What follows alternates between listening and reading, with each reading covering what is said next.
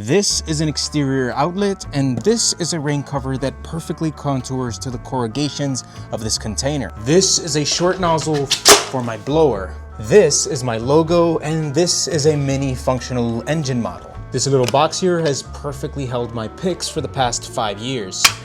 These are little planter boxes that have interesting shapes in them. All these items have one thing in common. They're all made entirely on a device with a footprint smaller than a microwave. And today, 3D printers have gotten ridiculously easy to use. So much so that I'm positive that anybody can start using one. By the end of this video, you'll know absolutely everything you need to know to use a 3D printer like a pro. Now, typically 3D printers have been seen as something to make toys, trinkets, and doodads, but that is far from the case, especially now with better materials and printers. For example, this rain cover is something that's impossible to acquire any other way. The specific locations, dimensions to the corrugation and all of that make it something impossible to go out and purchase. But with a couple of minutes and a couple of measurements, I could 3D print this no problem, and I have exactly what I need. Otherwise, impossible to get. Aside from printing things that would be impossible to acquire any other way, 3D printers also save you money.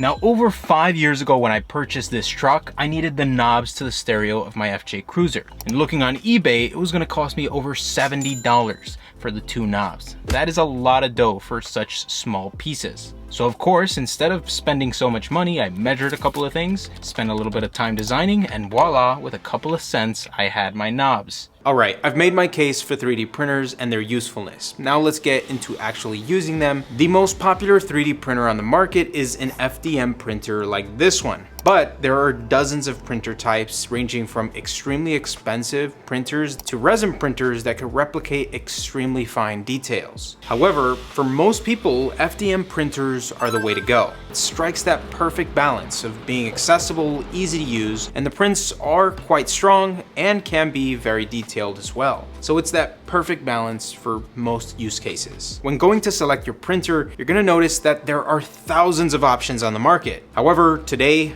Bambu Lab 3D printers are king in the market, and with good reason. Now, I haven't been paid a single penny for this, but Bambu Lab printers are undeniably great. Speaking of great products, FlexiSpot is also king in the standing desk world. FlexiSpot's design is unmatched in quality and strength. Last year when I got these FlexiSpot legs, I put them to the test not only in that video,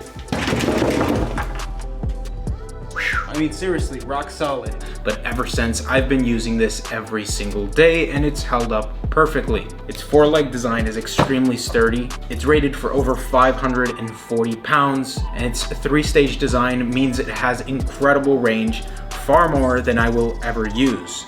I also think FlexiSpot's done an amazing job with the design. It just fits everywhere. It looks good here in the shop. I'm sure it would look good in an office and in any room. And having this standing desk here in the shop has been more useful than I expected. All the way from working standing or lifting it up high to work on something intricate, or bringing it down and perfectly adjusting it to the perfect height. So special thanks to FlexiSpot for sponsoring this video and providing me with this phenomenal product. If you want an extremely stable standing frame, I recommend this E7 Plus. So use the link in the description below to order your desk. Now that being said, before you dismiss other cheaper printers, I do want to say one thing. I owned an Ender 3 Pro over 6 years ago, and it was as bare bones as it got. It was slow printing, manual leveling, parts constantly failing, it was constantly jamming, but all this was a blessing in disguise. Additionally, it was so bare bones that it left so much room for improvement and upgrades, and frankly, it was extremely fun working on it and building it out the way I wanted. So buying a bare bones printer and working on it and just making it better is a worthwhile experience. And that's something that's somewhat lost on these newer, refined printers, which is not a bad thing. The principle is like having an old car versus a new car. New cars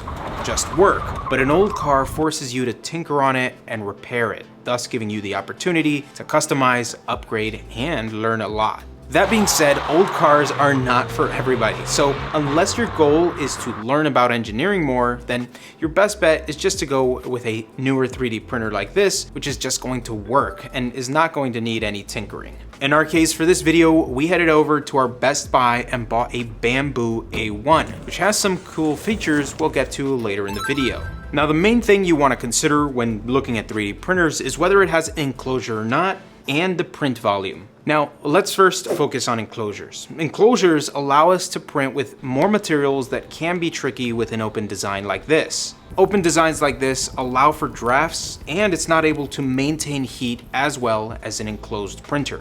Enclosures trap the heat and allow it to accumulate, and it also eliminates drafts, thus preventing potential issues with those harder to print materials. And the second consideration is print volume. My brother owns the A1 Mini and he loves it. I also really like the A1 Mini. It's such a tiny and cool little printer, but my brother says that he often finds himself at the limits of his printer's capabilities. Now we can still print larger things on smaller printers by simply printing in multiple parts and then joining them afterwards with some glue, but that's just more work, so having a larger build plate is more convenient. Alright, let's say you have your 3D printer. Most 3D printers will require some level of assembly, but the instructions on these newer printers are very clear and easy to follow. Additionally, if you get stumped while putting together your printer, I am certain there's a video out there on YouTube about how to put it together in detail. In my case, it only took me about 20 minutes to fully assemble this printer and get it powered on. Once we have it powered on, from here it's just a matter of following the instructions and connecting our printer to the internet if we have that feature available on our model. Next, we have to select our filament. Now when it comes to selecting your filament, there is a world of options, from every color you can imagine to textures, gradients, and different materials with different properties. But we'll get into materials a little later in the video. For now, we're just going to install the provided filament we got in our box, if you got any. If not, you can purchase a roll of PLA or PLA Plus filament. PLA is typically the easiest filament to work with, and it's typically pretty inexpensive. The procedure to add your filament to your printer differs from printer to printer. Bamboo printers are pretty simple. They just require you to feed the filament into the Bowden tube until it reaches a bump. From there, go into the settings and press load. Then your printer will bring itself up to temperature and snatch up the filament on its own, just like that. Although sometimes I have noticed this process fail, so keep an eye on the printer and watch that filament feed in. If you're watching that filament and it never moves, then simply try loading it again and hold a little bit of pressure on that filament. And just like that, your printer is loaded and ready to go. Now with the printer set up, this can be pretty exciting to see your first print come to life. I'm sure all you want to do is get your printer to do something. Now most of the time, the printer already has some files loaded onto it. So go into the files of your printer and there'll be a couple of options there that you could select from to start printing and watch the printer work. Once you've selected a file and sent it to print, just sit back and watch it do its thing. Now with these newer 3D printers, that's all you have to do. Alright, we have our first print, and that's cool and all, but we want to start printing more functional things that we actually want or need. So how do we do that? The easiest option to start printing things you actually need is to use a platform like MakerWorld or Thingiverse and just search for whatever it is you need. There are hundreds of thousands of free models out there that other people have already designed and are just giving away for free for personal use. So that is a great place to start. So go on one of these sites, do a quick search and find something you want and go ahead and download it. Next, we have slicing. And slicing is probably the most complex thing we're gonna have to look at for 3D printing. And even then, slicing is not very difficult. Okay, so what is that, a slicer? A slicer is something that's used to prepare models to be sent to a printer. This program is how you let your printer know how and what it's going to print. This program also allows you to adjust the orientation, position, shape, and it also allows you to adjust hundreds of settings from appearance to quality and a lot more, which we're gonna get to a little later in this video. Now, when we open our slicer, a lot of the times we're going to have to adjust our temperature. However, when it comes to the Bamboo slicer, it has all the presets already put in. So typically you just select the material you want and you're good to go. It already adjusts the speed, the settings, the temperature, and everything to optimize for that type of plastic or filament. And that's one of the reasons Bamboo has made this so simple. Back then, you used to have to look at the temperature on your box, you used to have to optimize speed and a couple of other settings to get it to print correctly, but now you just select a preset and Bambu's already figured it all out for you. If you do have a more traditional printer where you have to select your temperature, that's simple. You just look at the box and it has a temperature. The next setting we're looking at is layer height. Layer height determines how your filament is laid throughout the print. The lower the layer height, the better quality, but slower the print, and the higher the layer height, the lower quality, but a faster print. The other factor for quality is nozzle size. The tip of your 3D printer has a size to it, whether it be 0.2, 0.4, 0.6, and 0.8 millimeters. The 0.4 millimeter nozzle is the standard, and it's a good balance between quality and speed. But if you're going to be printing very large items and you want it to go a little bit faster, it might be worth it to install a larger nozzle to help that print a little bit faster. So there you'll have to select whether you want something for every use or you want to go with something bigger to print larger items. In the slicer settings, you're also going to have strength settings. Now, generally speaking, prints are decently strong with the basic settings. But if you're making something that needs to be particularly strong, you could adjust these settings to make it thicker or more infill. Wall loops are the amount of layers the shell will be, or in other words, how thick the walls are. And the thicker the walls, the stronger. We also have infill. Infill is by default 15%, and generally speaking, it's plenty strong. I usually don't change this at all unless you're printing something that's really going to be taking a lot of weight. And even then, I feel that it doesn't make that much of a difference. I personally printed some feet for my mother's couch, which she wanted so that the sweeping robot can fit underneath the couch and get everything underneath. And I didn't increase the infill at all. I did make the walls twice as thick at 4 layers, but I left the infill at 15%. And honestly, I have no concern with them handling the weight of the couch and however many people might sit on it. That being said, you can increase or decrease the infill to your heart's desire. However, too much infill can sometimes cause issues like warping. If you're printing something that's very dense with a lot of infill, you could have problems with warping, but we'll get into that later in the video.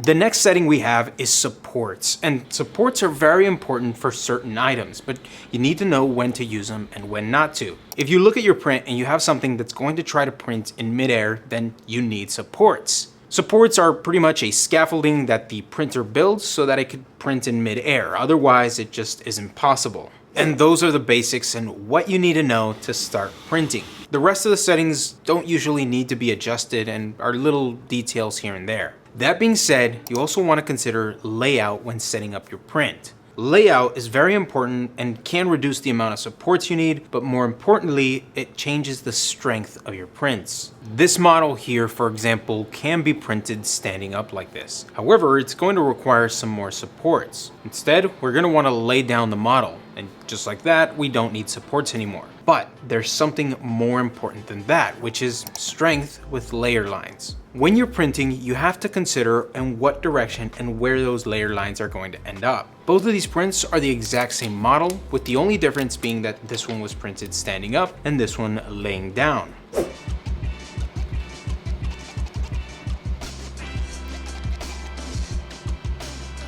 As you could see, the model that was standing up broke a lot sooner than the one that was laying down. And there's a very clear reason for this, and that is the direction of layer lines. If we take a close look at how the layer lines are on each print, on the one laying down, it has long, continuous, unbroken strands of filament, while the print that was standing up has shorter lines dividing the main structure in parts. These layer lines dividing this part reduce the strength of the part by a lot, allowing the part to separate at that joint. So when we're printing, especially if we have strength in mind, we want to consider the orientation of those layer lines and where we want those lines for maximum strength. Alright, and with all these settings and position dialed in, all that's left is to press print. Alright, with the information we've gotten thus far, we could print pretty much anything we could find on these model sharing communities. However, learning to design will allow you to make and print the most obscure and specific thing you could ever imagine. For example, labels that perfectly fit your clothing rack, rain gutters that contour to the corrugations of your wall, a base that perfectly holds a flat surface to a round one, containers that perfectly match and fit with what you want and where you want them. It is a true game changer. Now, if you want to start designing, take Tinkercad is a beginner-friendly, browser-based design tool, and it's super easy to use. It's very basic, it's free, and I think I learned it in a couple of hours. However, if you want to start printing more complex designs, you're going to need something a little bit more advanced, like Fusion 360, which is also free for hobbyists and allows you to design practically anything. So that being said, it's really worth it to start looking at tutorials on how to model and design things. The only other things you'll need is a caliper and a tape measure so you can take the measurements you need to design. Okay, once we got the basics down on printing, we're gonna wanna move on to think about materials. The material you use will change the properties of your print, from making prints more flexible to making them sun resistant, food safe, stronger, and so on. Now, the most common filaments, and the ones we'll talk about today, are PLA, PETG, TPU, ABS, and ASA. PLA is the easiest filament to print with. It's not very picky about its condition, it's strong enough, it has great adhesion, and it's generally a great option for everything. However, PLA has low resistance to temperature, it has low resistance to sun exposure, chemical exposure, and it can be a little bit brittle compared to other plastics. So PLA is a really good option, but sometimes you need something a little bit better. And that is where PETG comes in. PETG is an alternative to PLA that has greater heat resistance and is a little bit stronger and sometimes considered food safe. Additionally, PETG is not as difficult to print as ABS or ASA, but it's not as strong or as resistant as those other materials, so it's somewhere in between. The next filament we have is TPU, and the main benefit of this filament is that it is flexible. This adds a new dimension to the possibilities you have when it comes to printing. TPU is a little bit tricky to print, but most printers are able to handle it just fine. Just be ready for a little bit more potential failures. And the final two filaments we're going to talk about is ABS and ASA. Now, these two final filaments are in a category of their own as the requirements for your 3D printer change. Both ASA and ABS have excellent material properties, being stronger, more heat resistant, and more UV resistant than the previous options. But they are not safe to breathe. Whenever printing these, you need to have proper filtration or proper ventilation to expel the toxic vapors. Aside from that, printing ABS and ASA is harder. You're typically going to encounter more issues like warping, failures, artifacts in your print, and a lot more. That being said, if you have a good setup for these materials, like a proper enclosure, ventilation, and a clean building plate, then printing with these materials isn't as difficult. Now, failed prints can be very frustrating, especially with a device as complex as a 3D printer. This is because the issue can lie in one of many areas, from your file to your settings, to your nozzle, your material, your build plate, fans, sensors, and a lot more other potential factors. In this video, we're going to cover the 5 most common issues you're likely to encounter with your 3D printer and how it's fixed. Poor adhesion is when the print comes off of the plate while printing. And this has happened to me many times. The most common reason for this happening is simply there's not enough contact between the build plate and your first layer. Now, if you're printing something with very little contact to the build plate, there's a high chance that it's going to come loose. Now, to solve this, you want to put an outer brim. This outer brim is a setting in the slicers that you can use, and it's going to add a little bit more material to that base to hold on to that plate. Now, that's not the only reason. Prints can also come off of the plate as a result of low temperature, a worn build plate, or a bad Z-axis calibration. Now, if you're having adhesion issues, just make sure that your bed is clean and not worn out. Ensure that your build plate is in fact heating up and maintaining that heat, and watch your first layer go down and that it's not leaving any gaps and is actually pressing down enough. If after all of that you're still having bed adhesion issues, you could add some extra glue for really good adhesion, though typically that's not necessary. Warping usually happens for very large prints or tricky materials such as ASA and ABS. Now, warping can happen, for example, if you're trying to print something large with a lot of infill. When printing something like this, there has so much material that the internal stresses of the material often pull up those edges and cause it to warp. So try reducing your material density if possible. Warping could also happen if the material is cooled too quickly. This could either be because the temperature is not hot enough, or it could also be because you immediately remove the print and take it into a room that's colder. This drastic change in temperature can cause it to warp. So if you want to avoid warping, let your print sit for a little while in the enclosure until it's completely cooled down. Fortunately, the solution for this issue is adding some glue to the plate and also adding an outer brim. The combination of the outer brim and glue to the plate will hold that material down a little bit more as it cools to avoid warping. Now, sometimes 3D prints come out with unusual marks and lines, which can be hard to fix. The first mark you're going to notice is a seam, and this is going to happen to all printers. This is the point where the printer stops and starts again the next layer, and there really isn't any way around this. If you have a corner on your print, the software you usually place the seam at that corner and make it nearly invisible. But if you don't have a corner, as is a round object, that seam is going to be visible. Now, in the settings of the slicer, you could move that seam to wherever you want, or you could also make the seams random, which is just going to leave a bunch of little dots around your print as opposed to a distinct line. But then we have some more serious issues like prints shifting. Print shifting is usually caused by a loose belt or loose components on your 3D printer. So if you often see the prints shifting unusually, then there's likely something wrong with the tension on your components. So move your parts around, make sure everything feels nice and snug. Another frustrating issue can be inconsistent extrusions, and this is usually going to be presented as gaps in the print. And this is typically one of two issues. The first reason is bad filament. Now, sometimes you're just gonna get a really cheap roll and it's gonna turn out to have issues like humidity or bubbles in the plastic. Now, if this is the case and you have a bad filament that's just causing issues, there's really not a solution to it. The only option is really to toss that filament in the trash and get something different, something better. But before you throw out your filament, there is another common reason, and that is a jammed nozzle. There could be the tiniest piece of debris in the nozzle causing issues. In order to repair it, we want to heat up the nozzle and let that cool and pull it out.